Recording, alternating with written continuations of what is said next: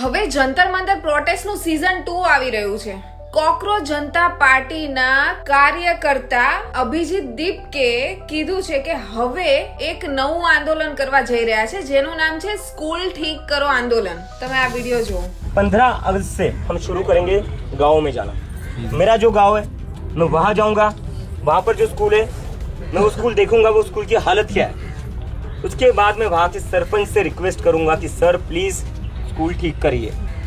उसमें जो मदद लगेगी वो मदद हम करने को तैयार है। એમનું એવું કહેવું છે કે ભાઈ ગવર્મેન્ટ સ્કૂલની અંદર ઘણી ખરી સુવિધાઓ જે છોકરાઓને મળતી નથી।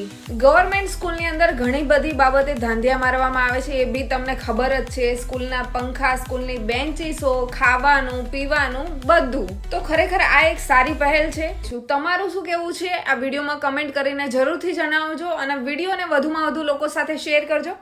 જય હિન્દ।